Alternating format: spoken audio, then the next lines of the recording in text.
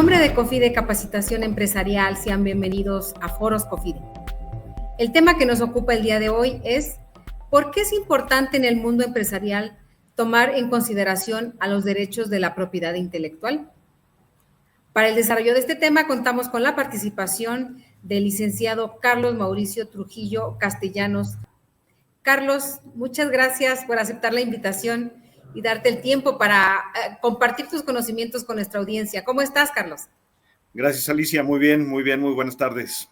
Aquí feliz de estar compartiendo este espacio en el que me ha permitido COFIDE participar, muy a gusto y con muchas ganas de platicar de este tema tan interesante. Muy bien, pues ¿qué te parece que de una vez empecemos? Carlos, a ver, cuéntanos, ¿qué es esto, los conceptos de derecho de propiedad intelectual? Claro. Mira, este es todo un tema muy, quisiera decir moderno, pero realmente no es moderno, porque si nos damos cuenta, la propiedad intelectual arranca o empieza a tener reconocimiento desde siglos atrás. Lo que sucede en la actualidad es, en las últimas décadas, es un reconocimiento a la importancia que tiene la propiedad intelectual, lo relevante que puede significar para las empresas y esta interesante transformación que existe, ¿no? El cambio, cuando antes una empresa valía por los fierros, por las máquinas, por los edificios, por los bienes inmuebles que tenía, en la actualidad y con unos casos rápidos que vamos a ver en unos minutos, vamos a darnos cuenta de esa transformación en donde esa propiedad física, esa propiedad tangible, se queda, digamos, un escalón atrás en función de todo lo que son propiedades que no se pueden tocar. Esos derechos que en un primer momento se les dice que son intangibles porque están, a fin de cuentas, en un ámbito incorpóreo, aunque a fin de cuentas en su digamos, uso y en su exteriorización material, vamos a darnos cuenta que se traspolan o de alguna forma se transfieren en un bien corpóreo para su explotación comercial e industrial. Pero a fin de cuentas el derecho como tal, para poder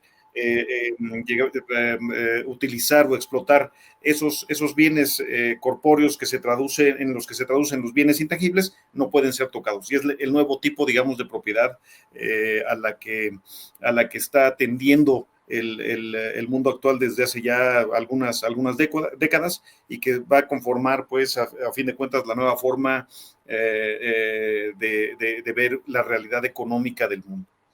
Déjame referirme o tratar de proponer una definición de lo que debemos de entender por estos derechos de propiedad intelectual. Y es una definición hasta cierto punto simplista, pero vamos a entender algunos puntos que nos van a dar luz para comprender a cabalidad el concepto. Vamos a entender al derecho de la propiedad intelectual como ese conjunto de derechos y privilegios que protegen a los creadores intelectuales y al producto de esos creadores intelectuales. Suena simplista, pero de ahí vamos a tener la base para partir y para perfeccionar esta idea. Se considera un creador intelectual a todo aquel que con el uso de su talento, de su intelecto, crea algún elemento que se exterioriza a través de alguna creación perceptible por los sentidos humanos y que por las características que tiene esa creación amerita una protección que le otorga el orden jurídico en un país, el orden jurídico mundial, porque incluso hay tratados internacionales que protegen derechos de propiedad intelectual que abarca, digamos, a un nivel global, y en el caso, digamos, de legislaciones en particular de países, estos órdenes normativos que se enfocan a proteger esos derechos de propiedad intelectual. Y de aquí podemos hacer... Dime. Interrumpa, Carlos. Oye, Carlos, dime. pero entonces tú nos estás comentando de propiedad intelectual de intangibles. Pero ¿y qué pasa con los tangibles? Porque supongo yo que también hay tangibles. Claro. Y esa pregunta es extraordinaria porque si nos quedamos nada más, digamos, en ese ámbito intangible, pues nos quedamos flotando, digamos, en alguna cuestión etérea que nunca se aterriza. Al momento en que el derecho de propiedad intelectual se explota de una forma comercial o industrial, se crea un bien que ya es tangible, y en ese caso una bien aprovechable que puede ser sujeto, digamos, de una explotación ya sea comercial o industrial. Y lo vamos a ver, digamos, partiendo de la base de esto que comentábamos de los creadores intelectuales. Hay dos rubros en que se puede dividir la propiedad intelectual.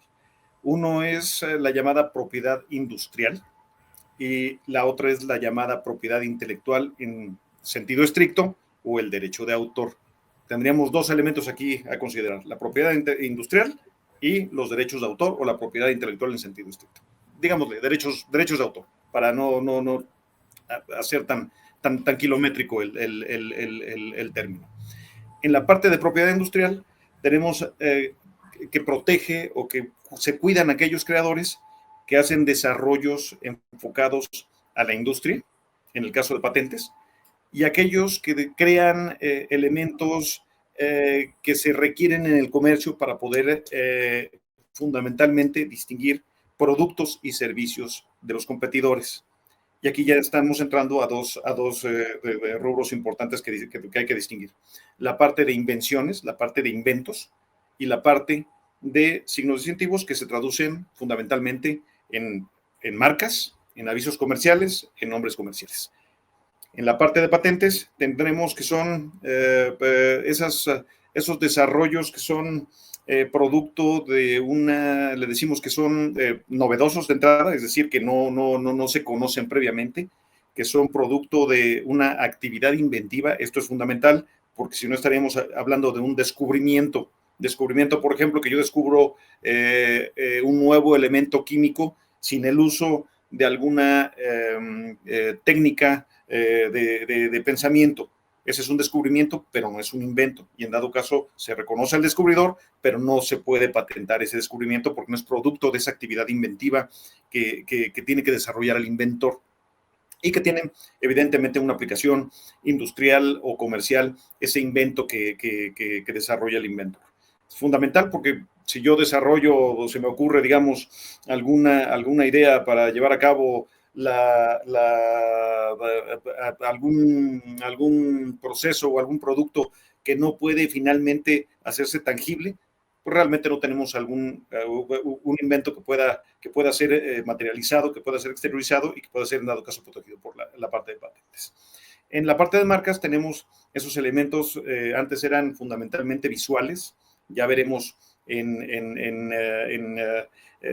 este curso de elementos básicos de propiedad intelectual que existen ya marcas reconocidas en México que no son ya nada más elementos visuales, sino que pueden ser también marcas olfativas, marcas de sonidos, marcas de imagen comercial, que ya abren un panorama mucho más grande, ajustándonos a una realidad internacional, en donde estas marcas ya estaban reconocidas anteriormente en varios países y en un tratado internacional que aplica para estas marcas que se les dice no tradicionales, y que a fin de cuentas amplían la posibilidad para poderlas utilizar precisamente para este enfoque que les comentó al inicio, para poder distinguir productos y servicios de los competidores. Y pasamos rápidamente nada más a la parte del derecho de autor, que es donde ya entra una creación intelectual más enfocada a cuestiones artísticas, a cuestiones estéticas, a cuestiones literarias, que son esas creaciones que realiza ese creador intelectual, en donde más bien busca esa aplicación intelectual para poder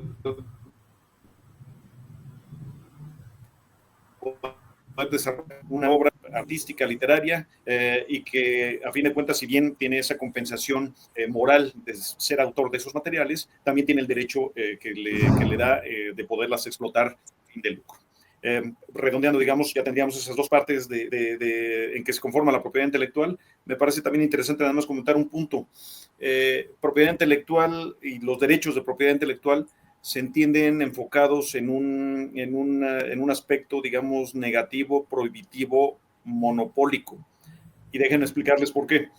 Lo que tiene uno con un derecho de propiedad intelectual es la facultad de excluir a otros en el uso de algo que yo creé y que consecuentemente te redunda en el hecho de tú tener la facultad exclusiva de usar eso que tú creaste. Pero se enfoca, digamos, en un sentido monopólico, así lo reconoce la Constitución Política Mexicana en lo que se refiere a la parte de patentes y derechos de autor. Marcas está un poquito más revuelta la justificación constitucional, pero a fin de cuentas lo veremos en su momento en el curso. Quien tiene un registro de marca tiene esa facultad para poder prohibir a otros que usen su marca, y él tiene el derecho exclusivo de usar la marca que desarrolla. Digamos, como punto de partida, creo que es lo que podríamos comentar para dar, digamos, contexto al tema de propiedad intelectual. Sí. Oye, Carlos, esta parte que comentas de la prohibición del uso o la parte monopólica, pues yo creo que está muy bien justificada, ¿no? Porque imagínate, tú haces una gran creación y a poco así ahí van y todos la pueden usar.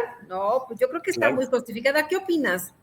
Totalmente de acuerdo con lo que comentas. Yo creo que ese reconocimiento que te da el orden legal, primeramente de reconocerte a ti creador de ese invento, de esa obra, de esa marca que tú desarrollas, a fin de cuentas te alimenta en lo suficiente, creo yo, la parte emocional.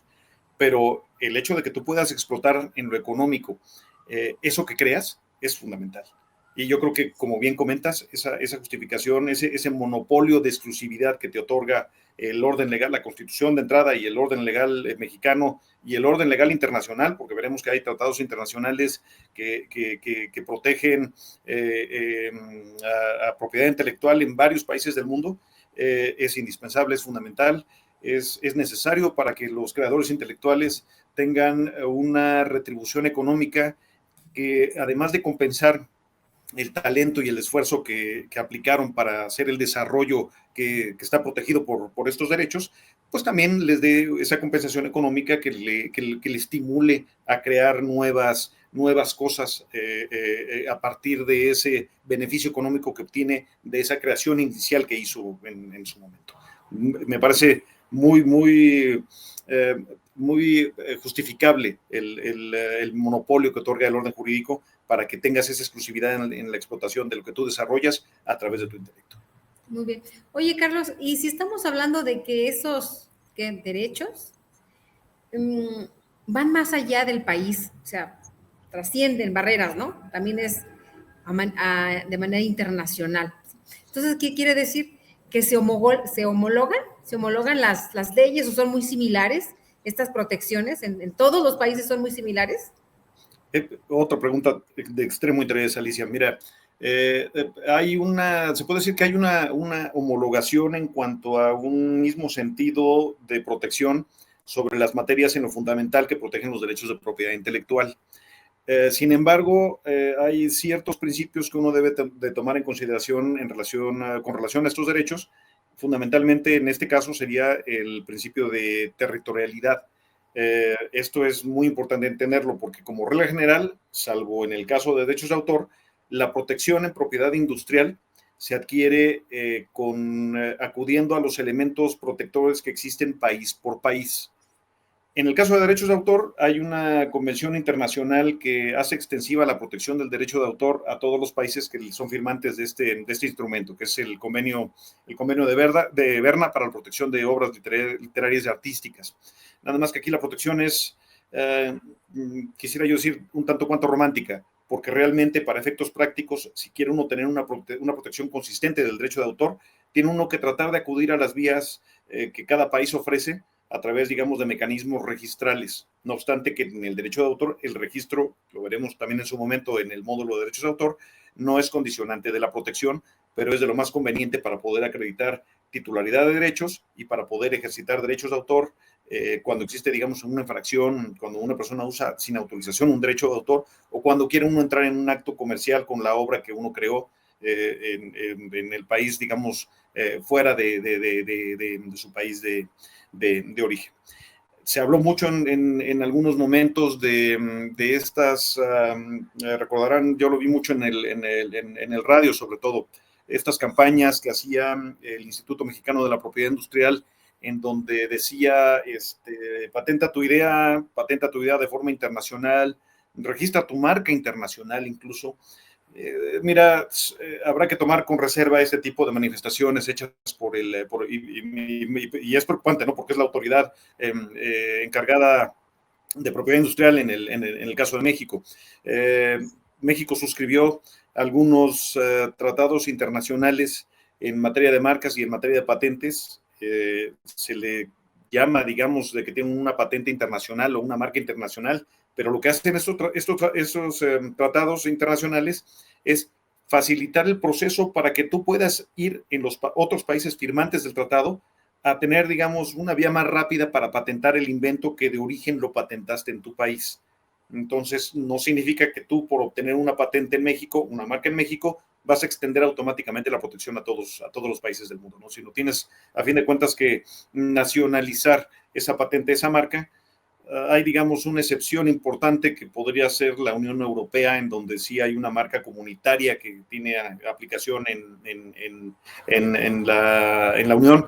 Pero bueno, esa es una cuestión aparte, y ya ven que, bueno, Europa se maneja aparte en cuestiones de aplicación de leyes dentro de la zona europea. Pero fundamentalmente es esto, ¿no? O sea, tú como regla general necesitas tener una protección que vayas aterrizando país por país en materia de marcas, en materia de patentes, recomendablemente en materia también de derechos. Muy bien, pero entonces si yo quiero comercializar mi producto en un país que México no tiene firmado ese convenio o ese tratado, entonces no puedo ir a comercializarlo yo. Supongamos Panamá. Claro. ¿Sí? Quiero comercializar allá mi producto y quiero ir a registrar la marca y demás, pero México no tiene convenio, entonces no podría comercializarlo yo en Panamá. En un estricto sentido, no, Alicia, porque la protección es, como comentamos, es territorial. Si tú tienes una marca que usas en México, que registraste en México, de inicio tú puedes explotar esa marca aquí, dentro del territorio de la República Mexicana. Si tú quieres ya ir tras fronteras para exportar tu producto y en dado caso comercializarlo, como comentas, en Panamá, tendrías en dado caso que acudir ante las autoridades panameñas que se enfoquen a la protección de marcas, revisar en un primer momento que tu marca no esté protegida en ese país en beneficio de alguna otra persona, en dado caso presentar las solicitudes, obtener los registros que correspondan, y eso ya te abriría por el camino de propiedad intelectual la posibilidad de que tú tengas ese derecho de exclusividad de usar la marca en Panamá y en dado caso de hacer esa exportación de tus productos a este país y comercializar válidamente el producto. Aquí el detalle que hay que cuidar es precisamente el que comentamos en cuanto a que la marca no esté protegida para beneficio de otra persona, porque en dado caso, si tú entras a Panamá con tu producto, no obstante que está registrado en México, pero si en Panamá está registrado por alguna otra persona, estarías violando ese derecho de marca, ese derecho de exclusividad que tiene, en dado caso, la persona en Panamá, que tiene registrada la marca, ya sea tu marca o alguna marca similar en grado de confusión con la que tú quieres entrar a comercializar, a hacer comercio en Canadá con ese producto. Sí, muy bien. Oye, y también ahorita comentabas que se registran los sonidos, también la parte olfativa, ¿sí? Y eso me llamó mucho la atención. El sonido, cuando dijiste el sonido, inmediatamente me acordé de una marca, ¿no? Que sales y le escuchas y dices, ay, sí, claro. Solo, ya sabemos, ¿no? Sí, entonces, sí, por supuesto. Sí. Eso está registrado. Fíjate, esto es una reciente apertura que se dio en el sistema legal en materia de propiedad industrial en México. Anteriormente ya existían marcas protegidas en algunos países que se les conoce como marcas no tradicionales, que son precisamente estas, ¿no? Las marcas olfativas, las marcas sonoras, las marcas de imagen comercial. Estas marcas México no las reconocía antes. Es más, incluso si me voy unos cuantos años más atrás, por ahí de la ley que estuvo en vigor en 1994, que fue, digamos, la primera ley más moderna de México en propiedad industrial, no se reconocían ni siquiera las marcas en movimiento. Y fue un caso muy interesante porque si recordarás en algún momento con la entrada de los nuevos cines, cuando ya no eran los cines grandotes, sino que se hicieron los cines más funcionales. ¿De centros comerciales? De centros comerciales.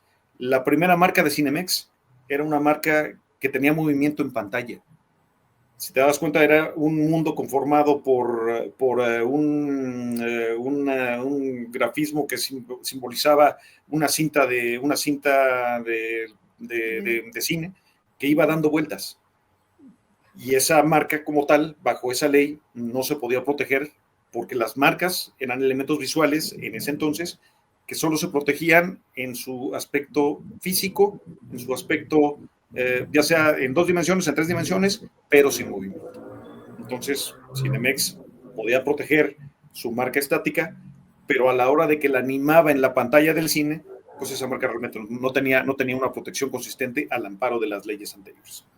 Ahorita ya esto es totalmente un mundo aparte, ¿no? Ya se protegen las marcas que pueden tener movimiento, se incluyen unas marcas que se les denomina holográficas, que lo habremos visto en muchas prendas de vestir o en artículos deportivos, que viene el holograma pegado, no sé, en la gorra de tu equipo favorito, como para reforzar que se trata de un producto original. Y que se vuelve carísimo, nada más por traer ese holograma, ¿no? Carísimo por traer ese holograma, y que mucha gente que hasta le deje el holograma para que no se le despegue pues, a la gorra, ¿no? Es original, mi cachucha es original, vean, ¿no? Exactamente. Sonidos, bueno, tenemos una cantidad de marcas sonoras que realmente hasta la entrada en vigor de esta nueva ley se comienzan a proteger. O sea, sonidos de compañías telefónicas de celulares, de algunas empresas que venden artículos de estos artículos electrónicos. Me refiero a una marca que empiece con ese. No quiero entrar en más porque si no voy a hacer comerciales, ¿no? Exactamente, hacer comerciales aquí que no se debe, pero bueno, la parte de dolores también muy interesante. Si bien hace falta perfeccionar un poco, porque con las nuevas tecnologías yo creo que se podría tener otro tipo de acervos como para poder guardar, digamos, el olor en algún medio que te permita distinguirlo de forma olfativa, porque aquí lo que haces para registrar una marca, en el caso de olores, es describir el olor. Tenemos unos casos por ahí. ¿Cómo lo describes? Exactamente, mira, tenemos un caso muy interesante que es una marca de una plastilina con la que juegan los chiquitines, que ya veremos pues en el curso de marcas lo interesante de esa descripción y lo creativo que tienes que volverte para describir tu marca y para que en dado caso puedas encontrar protección de estas nuevas marcas, ¿no? que ya se reconocen, se protegen, se usan y que es algo muy dable, ¿no? Porque también, fíjate, esos son elementos distintivos que a veces te dan recordación más que la parte visual de la marca, ¿no? El oler algo que dices, ay, Dios mío, ya me acuerdo que esto huele tal loción, ¿no? Me acuerdo que esto huele el café de Veracruz, no sé, ese tipo de cuestiones. Claro, y quienes como mamás, por ejemplo, pues ya tus hijos ya crecieron y demás, pero cuando eran bebés, pues utilizaban una marca de pañales, ¿no? Sí, y ese pañal nuevo, pues trae un olor, ¿no? Entonces ya cuando estás grande, hueles ese, y recuerdas, ¿no? Recuerdas, es que cuando mis hijos estaban bebés, ¿no? Sí, fíjate, y es el grado porque uno de los elementos fundamentales también de la marca es se le dice la recordación. Y recordación, digamos, en el aspecto de propiedad intelectual, es el hecho de que tú digas, esto me acuerdo que es vinculado a esta marca, que eso te lleva a que sea esa marca y precisamente te conduce a preferir adquirir un producto bajo esa marca por esa recordación que te da, esa sensación que te produce, que antes era nada más visual, ¿no? Y que ahora ya vimos que también otros sentidos pueden causar ese efecto para llevarte a preferir esa marca por sobre la marca de tus competidores, ¿no? Sí, exacto. Sí, justamente ahorita que comentabas de la parte olfativa, decía, bueno, pensé, pues los perfumes, ¿no? Sí, por supuesto. O sea, también eso es un poco claro, que se registran, ¿no? Pero fíjate, pero hay la magia de poderlos describir, ¿no? Que tienes que realmente, apoyarte de especialistas que realmente te digan qué notas de musgo, de vainilla, de tabaco, de tanto que se le mete de limón, tan definitivamente, caro ¿no? que está ahorita, por cierto. Sí, muy Y bien. ni digas, o sea, yo creo que cualquier fragancia de limón ahorita es de las más costosas que puede existir, Aguacate. al menos en República Mexicana, ¿eh? Sí, Y fíjate, exacto. y esto yo creo que va a tender también a una evolución. En el caso de patentes, hay sistemas que en material genético te permiten hacer resguardo de ese material, digamos, en laboratorios que se dedican a eso nada más, a resguardar material genético que en su momento es patentado y que si hay alguna controversia, se puede hacer el análisis directo de ese material del laboratorio en donde está resguardado. Probablemente para allá tendamos en este tipo de marcas olfativas, ¿no? Más bien hacer una técnica especial para poder guardar y conservar el aroma en un resguardo, en algún laboratorio, en algo, y cuando exista controversia, pues ya tienes más bien el elemento que puedes... Probatorio, ¿verdad? probatorio a través del sentido olfativo, más que andar con estas descripciones un tanto cuanto complejas. Te digo, vamos a ver el caso de esta plastilina que es una delicia oír cómo la describe su propietario, ¿no? Autor. Muy bien. Sí, sí, sí, sí. Oye, si me permites, Carlos, mira, comentarles aquí a nuestro auditorio, estas sesiones de ustedes. Por favor, siéntase con la confianza de hacer Definitivamente. todas las preguntas que quieran del tema que estamos comentando el día de hoy, que seguramente Carlos tendrá alguna respuesta. Y bueno, mira, ya tenemos aquí algunas preguntas, si me permites Por favor, adelante, comentártelas, adelante, Luis. ¿sí? Mira, Javier Robles nos comenta, ¿pasa algo si no tengo registrado mi logo? Pasa todo. Pues sí, mira, eh, hay dos tendencias, digamos, internacionales en el caso de uso y de protección de marcas. Está la tendencia en algunos países en donde la marca se protege por el uso, que es la más insegura, porque a fin de cuentas tú tienes que probar uso y luego puede ser complejo, ¿no? Porque es uso efectivo en la forma usual del comercio, con muchos elementos que pueden complicar ese aspecto probatorio. Y hay otros países en donde el registro es necesario para poder tener exclusividad en el uso de una marca. En el caso de México, en la doctrina se maneja de que es un sistema mixto, porque el uso también te genera ciertos derechos, pero la ley es categórica en lo que te dice que para obtener el derecho al uso exclusivo de una marca, se requiere de su registro ante el Instituto Mexicano de la Propiedad Industrial.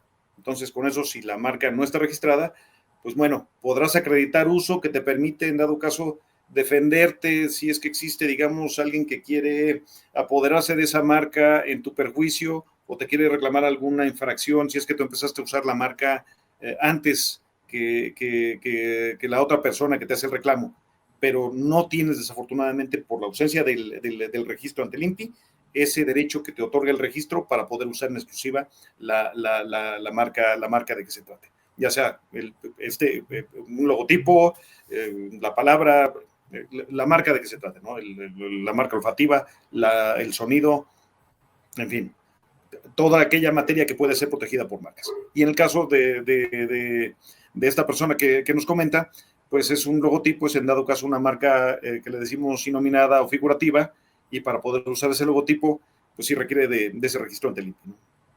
Y el logotipo necesita ser una marca original. Esto implica que no sea una marca que a golpe de vista pueda confundirse con otra que ya esté previamente registrada por alguna otra persona. Que se da luego mucho, ¿eh? Sí se da, sí. Sí confunde, ¿eh? Sí confunde, y entonces tienes que voltear por, a ver, es que, no, ok, sí, ajá. Sí, o sea, sí confunde. Tenemos otra pregunta de Tania, no sé si sea nuestra estimada Tania González Covarrubia, pero bueno, porque dice nada más Tania que, ¿qué pasa con estos oportunistas que registran marcas anticipándose al verdadero titular? ¿Hay alguna oportunidad de defensa demostrando el uso anterior? Claro. Fíjate, esto se dio mucho en la época de los 90s. Y de ahí hay procedimientos específicos para el caso de estas marcas que se aprovechan, digamos, por ser marcas extranjeras que no están registradas en México. La Ley Federal para la Protección a la Propiedad Industrial otorga la posibilidad de demandar la nulidad de estas marcas, acreditando ese uso en el extranjero, uso efectivo en el extranjero, para esas marcas que son indebidamente registradas en México, aprovechándose de la fama creada en el exterior. El titular, en este caso, de estas marcas, cuenta con 3 años a partir de la concesión, de la publicación de la marca en la Gaceta de la Propiedad Industrial, para poder hacer esa demanda, acreditando, en dado caso, las pruebas suficientes de ese uso previo que tiene en el extranjero, para, en dado caso, obtener la nulidad del registro indebidamente obtenido en México. Es desafortunadamente una realidad, ¿no? Porque yo creo que valdría más la pena no buscar el tratar de apoderarte de marcas como negocio, sino más bien, pues, ahora sí que crear una marca realmente novedosa que tú la puedas explotar sin tener este tipo de complicaciones. Pero sí existen. Pero sí hay alguna, pues no sé, alguna sanción, o yo sí tengo la posibilidad de poder, por decirlo así, recuperar mi marca. Definitivamente, con esta condicionante que tienes que ejercitar la acción a los 3 años a partir de la publicación de la marca en la Gaceta de la Propiedad Industrial. Veremos en el procedimiento de registro de marcas lo importante que es esta publicación que se hace de la marca registrada, porque la Gaceta de la Propiedad Industrial es el medio que le da publicidad a los actos que hace el Instituto Mexicano de la Propiedad Industrial, los actos administrativos que hace el INPI. Uno de ellos es precisamente conceder el registro de marcas. Esta fecha es indispensable porque de ahí tenemos 3 años para poder, en dado caso, siendo, digamos, titular de marcas en el extranjero, titular también en el caso de marcas mexicanas, para poder demandar esa nulidad por un uso previo de la marca, ya sea en el extranjero, en el caso de titulares extranjeros, o de titulares mexicanos que también sufren esta implicación, porque no es exclusivo de los titulares extranjeros, ¿no? Aquí desafortunadamente también se da el caso de personas que inician un negocio, pero lo inician al revés. Yo tengo un producto novedoso que se vende bien, lo empiezo a comercializar con una marca, y por ahí, después de que pasan unos 2 años, digo, ay, ¿y por qué no registro la marca en el INPI si se está vendiendo muy bien? Yo creo que tiene que ser totalmente al revés. Tienes que anticiparte al beneficio que te puede crear ese producto que vas a comercializar, y registrar tu marca en el INPI para poder tener la exclusividad en el uso de esa marca, y para impedir que otros, ya sea que la registren a su nombre o que la usen sin tu autorización. Sí, siempre empezamos al revés. Claro. O sea, si lo que queremos es operar ya, rápido, vámonos a vender, vámonos rápido a tener utilidades, a contratar gente, ¿sí? Y bueno, mandamos a hacer unos logotipos muy bonitos, muy novedosos, porque justamente es lo que nos va a distinguir, ¿no?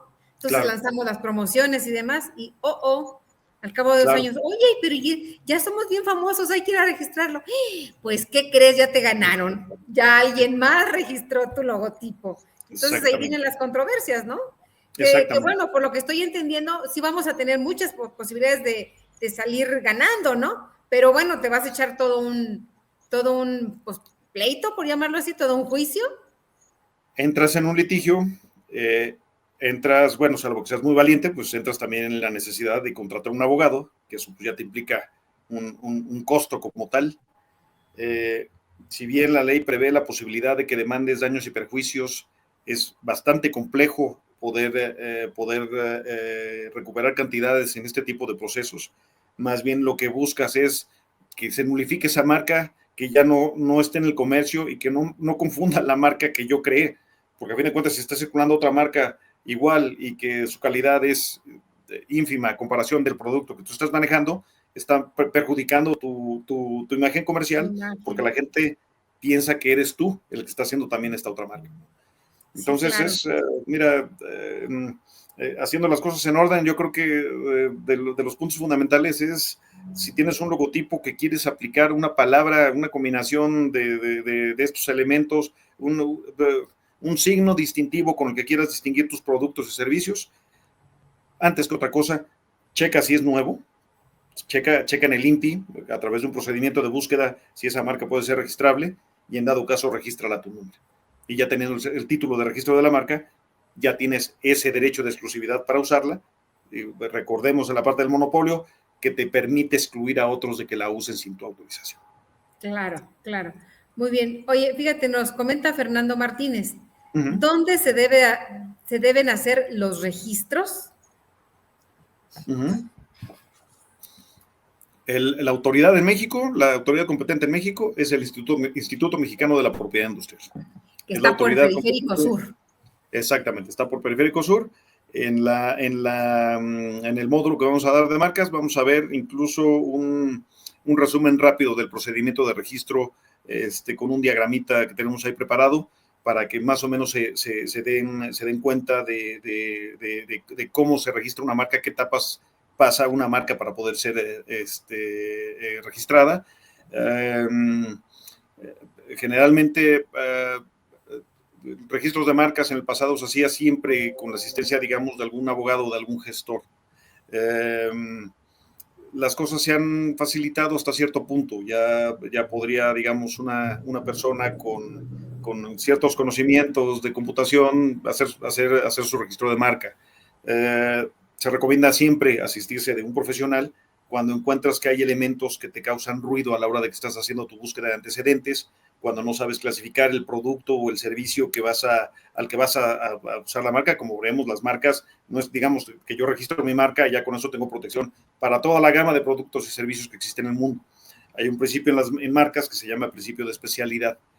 Esto implica que la marca es registrada para productos o servicios específicos en una clasificación internacional que México adopta y que es la que usualmente tiene todos los países del mundo que tienen sistemas de propiedad intelectual. Entonces, es cuestión, digamos, de la persona que vaya a realizar el registro, ya sea que se quiera asistir de algún profesional o si se siente capaz y cree tener los suficientes conocimientos, pues hacerlo también por su cuenta. Vamos a ver ese procedimiento de registro en el módulo de marcas para ir viendo las etapas, para ir viendo cómo se va desahogando cada proceso que se da en el registro de marcas. Hay por ahí un procedimiento de oposición que también tenemos que contemplar. Antes no existía, a últimas fechas ya existe. Esto le da la posibilidad a terceras personas de tratar de impedir el registro de una marca cuando sienten que tienen mejores derechos que esa persona que la solicita, aportando evidentemente pruebas que justifican ese mejor derecho que la persona que quiere solicitar la marca. Bueno, en fin, mira, son detallitos en el procedimiento que vamos a ver, al menos en rasgos generales, para tener idea de lo que es ese proceso de registro de marcas. Este procedimiento estamos hablando, digamos, en un desahogo ordinario que no reviste complicaciones, que tiene una duración de entre 4 a 6 meses aproximadamente. Ay, pues no es tan poquito tiempo, ¿eh? Este plazo hay que tomarlo en consideración, sobre todo por los proyectos que tengamos, ¿no? Porque si queremos tener esa marca como punto inicial que recomendamos para hacer negocios, hay que tomar en cuenta estos meses que van a pasar, en los que todavía estamos en el limbo de si tenemos o no protección. Porque no es sino hasta cuando el INPI dice sí y me da mi título de registro de marcas, cuando ya tenemos ese derecho constituido, ese derecho de exclusividad para usar la marca. Sí, no, fíjate, todo ese tiempo que se tiene que prever, ¿no? Porque bueno, ya nos asociamos, Carlos, ya vamos a lanzar este producto, mira, aquí está todo, y ya, porque ya tenemos ahí fila, ya está la gente ahí esperando para venderlo. ¿A poco sí vamos a dejar de vender a esa gente que nos está haciendo ahí fila porque no hemos registrado la marca? No, espérense 6 meses. Dentro de 6 meses estaremos hablando de la venta del producto. Pues está complicado, ¿estás de acuerdo?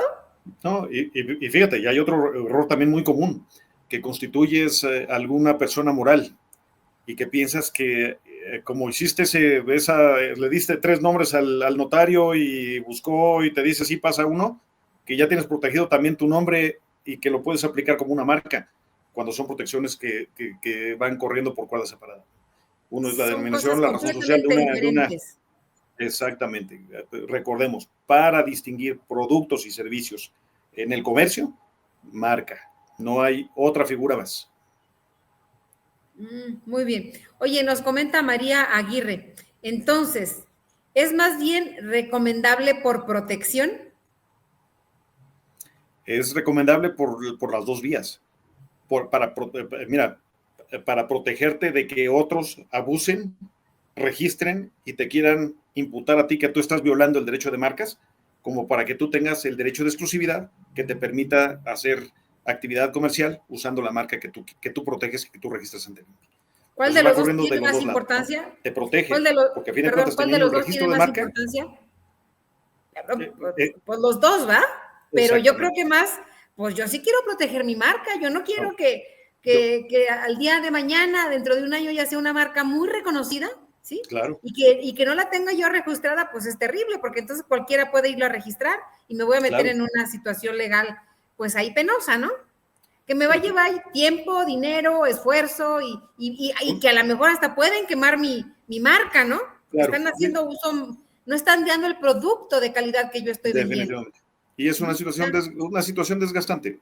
Todo litigio y toda intervención de abogados en un asunto es desgastante en lo emocional y en lo económico.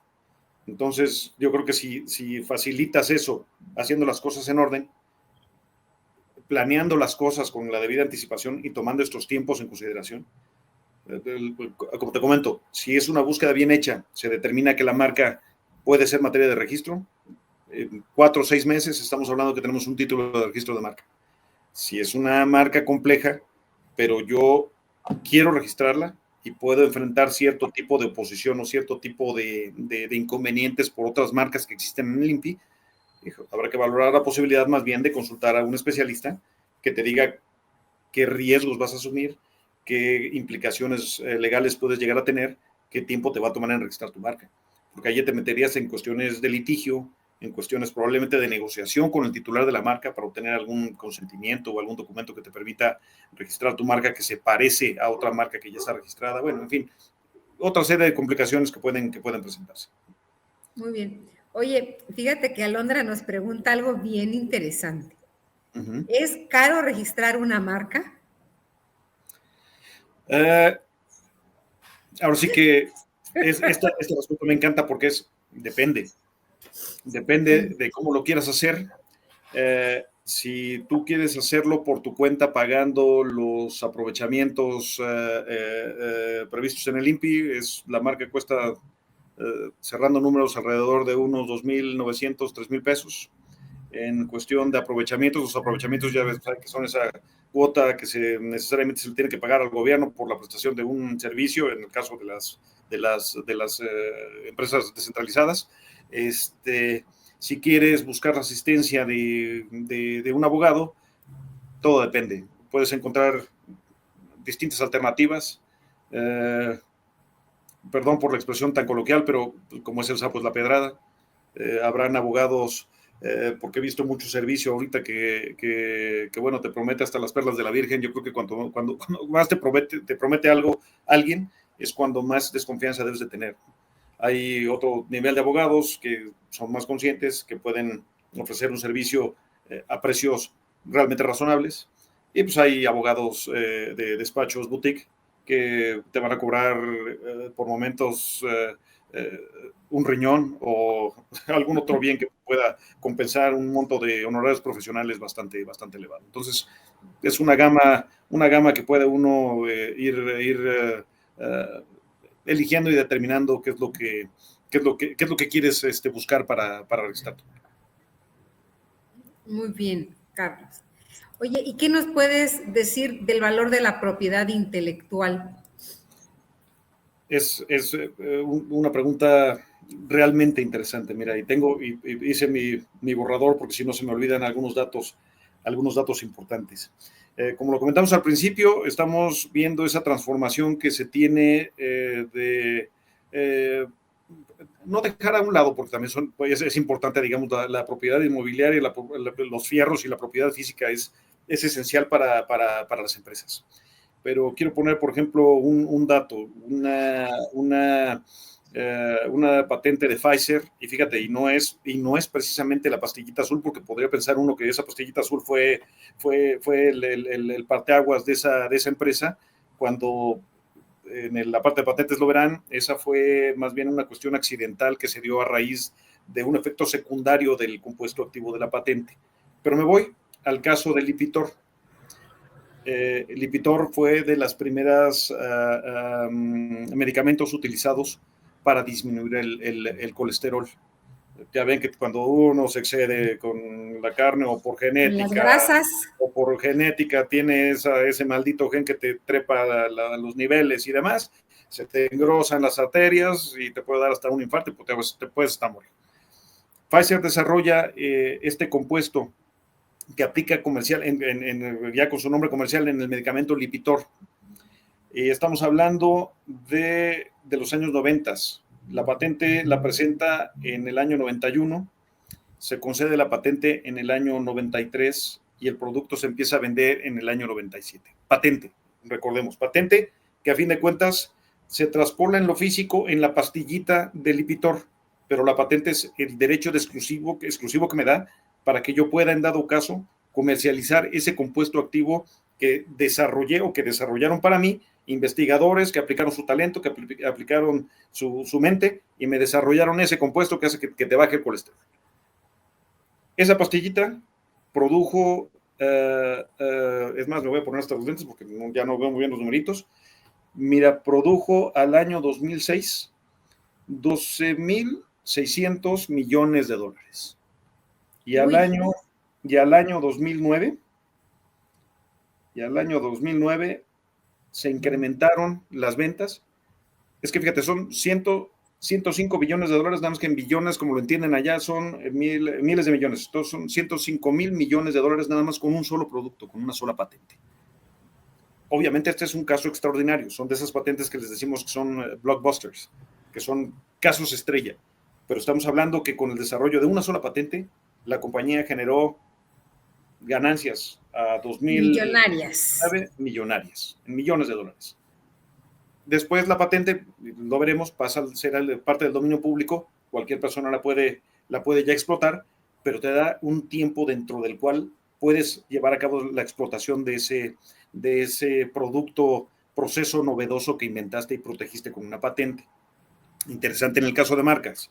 La marca tiene una vigencia de 10 años, pero si su propietario la continúa usando y la quiere seguir protegiendo, puede ir renovándola de 10 en 10 años ad infinito, de todo el tiempo que quiera, y siempre y cuando la esté usando, porque ya veremos en el módulo que el uso de marcas es fundamental para poderla mantener vigentes sus derechos y para que no pierda efectividad el registro que tengas por parte de...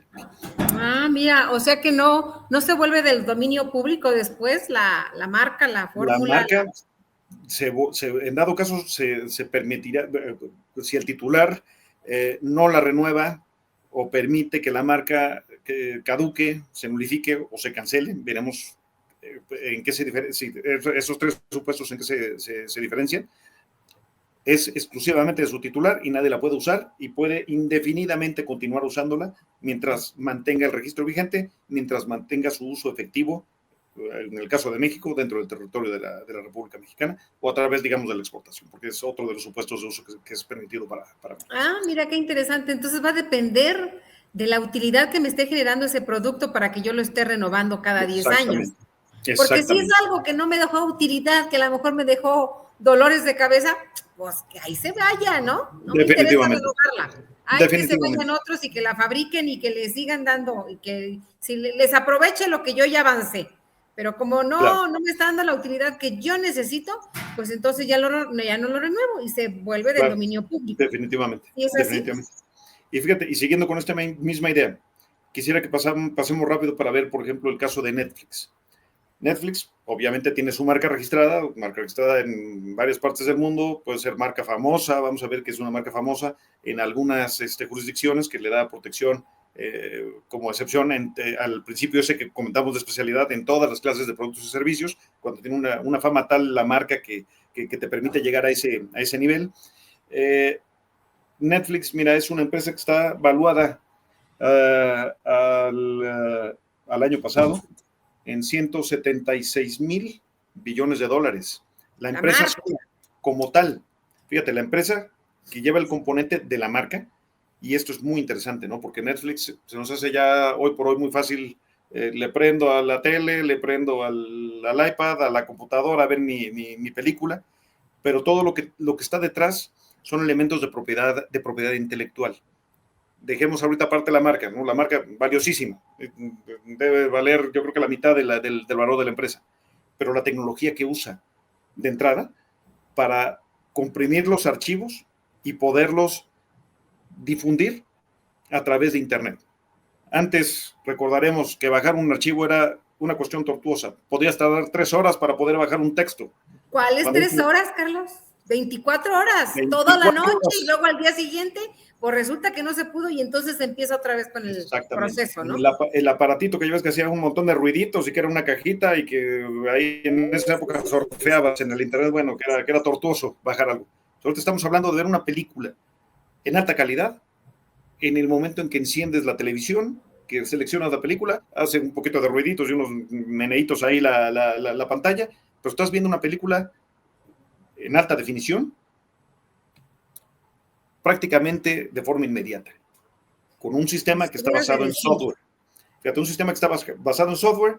Existen en ciertas jurisdicciones patentes que protegen al sistema, pero aquí, en el caso de México, los métodos tienen ciertas implicaciones y no son patentables, pero a fin de cuentas es software.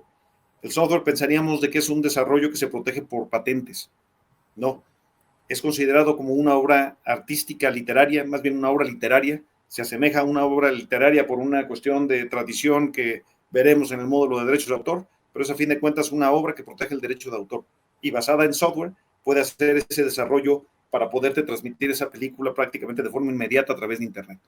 Y vamos todavía más allá, porque puede tener esa tecnología maravillosa para que veas una película de forma inmediata, pero si no tiene la película, si no tiene el contenido que es protegido por el derecho de autor, es una obra audiovisual que transmite a través de estos sistemas novedosos que desarrolla para poder, en dado caso, enviar por Internet a sus usuarios. Si no tiene contenido, pues tendría las manos vacías.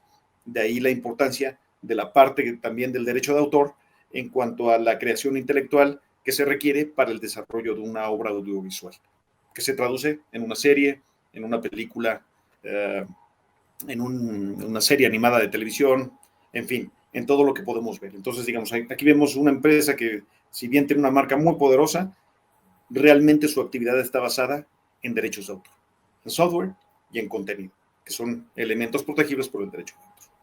Muy bien. Y déjame sí, un último caso nada más para, digamos, para cerrar también con la parte de marcas, ¿no? Que tengo aquí. Hay una empresa que se llama Interbrand que se dedica a hacer estudios de evaluación de fundamentalmente de derechos de propiedad intelectual, fundamentalmente de marcas, que tiene incluso evaluaciones regionales de marcas en distintas regiones y países en el mundo, en la, digamos, evaluación global que hace de marcas que reporta al año anterior.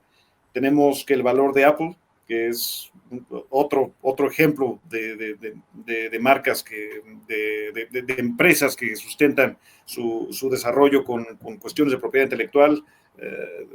Veremos algunos casos interesantes en la parte de derechos de autor, en la parte de marcas. El caso de Apple, la empresa como la marca nada más de la empresa, la manzanita mordida, tiene un valor en el estudio que hace esta empresa Interbrand de 408 mil millones de dólares. 408 mil millones de dólares, nada más la marca. Yo creo que aquí podríamos decir que se pueden caer todas las tiendas en un cataclismo mundial. Y si Apple sigue conservando la marca, pues sigue conservando la forma de poder hacer negocio, ¿no?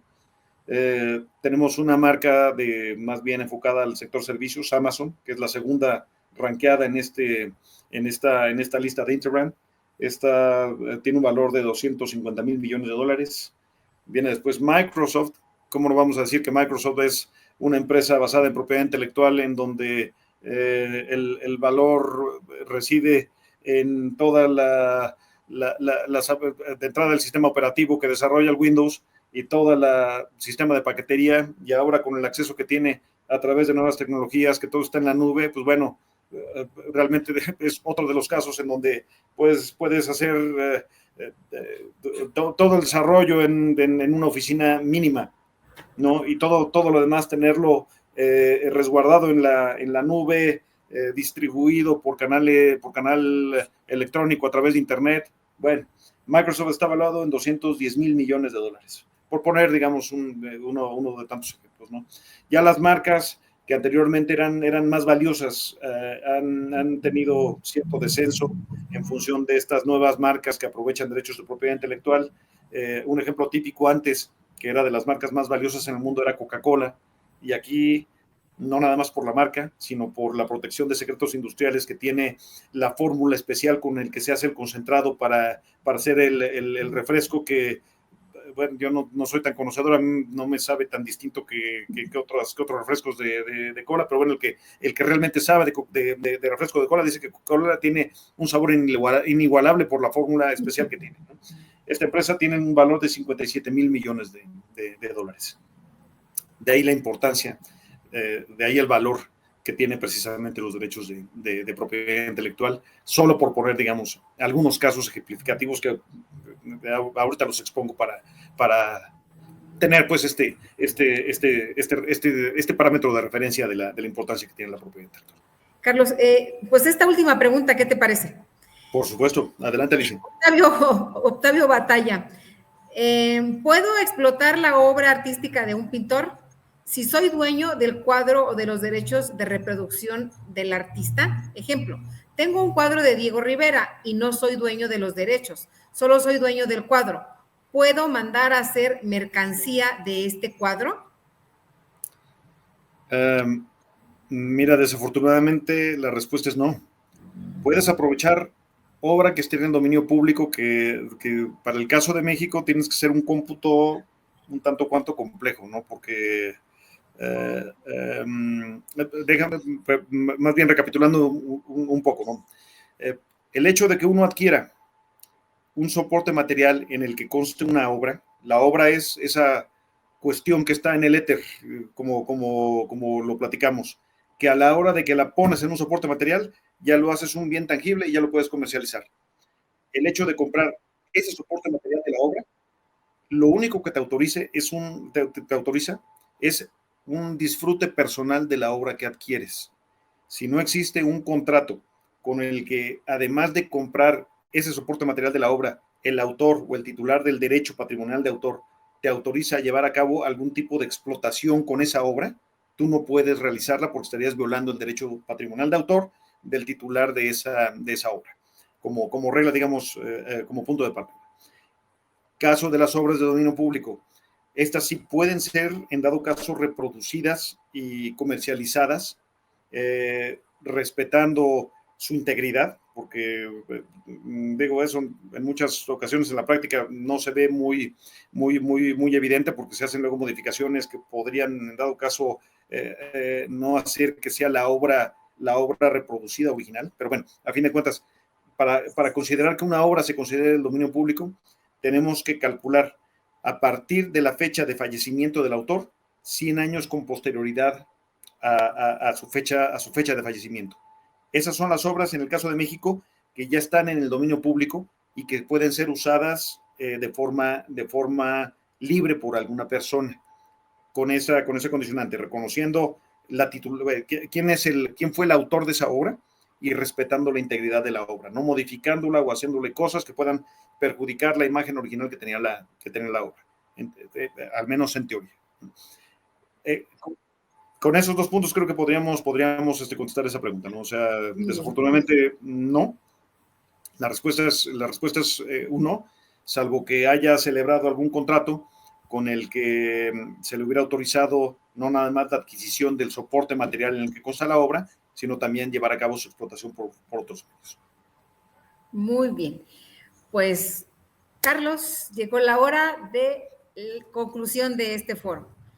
No nos resta pues más que agradecerte a ti, por supuesto, por tu participación y a nuestra audiencia también, y recordarles